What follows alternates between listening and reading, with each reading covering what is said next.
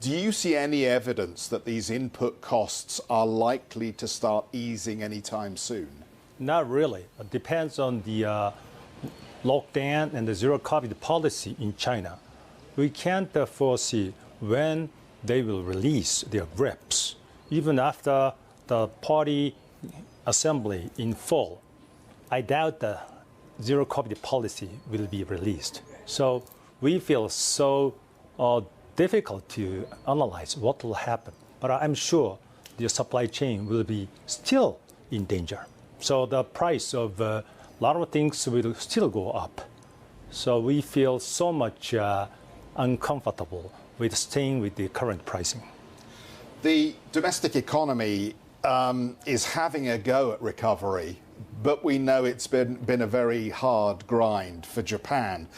Given that that's the backdrop to this inflationary pressure, do you think that you're able to impose any further price hikes from here without hurting sales?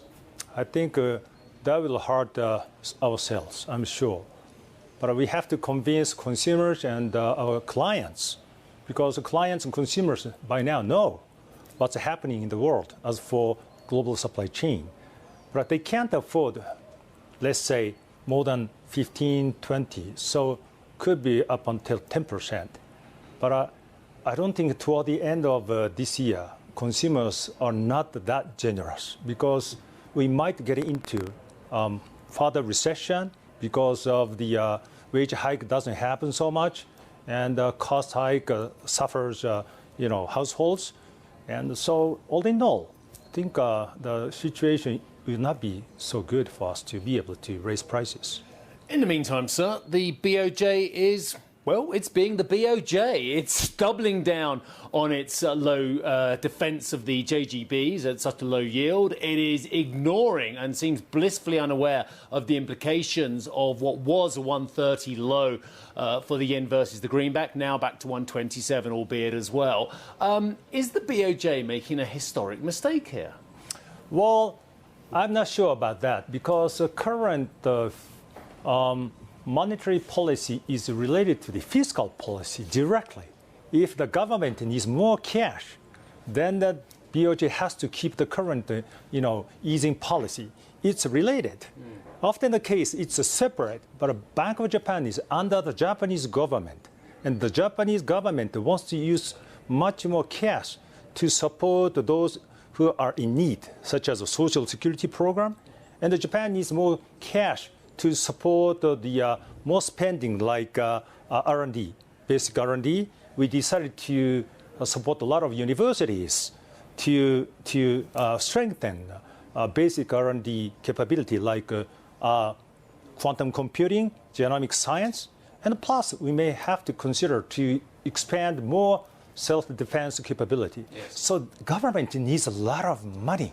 It does need a lot of money, but I mean, the Japanese import bill for energy, we know the horrendous Fukushima events a long, long time ago now, but it created a new paradigm for your import bill for energy as well, plus the current extra costs on food, inflation, what have you as well.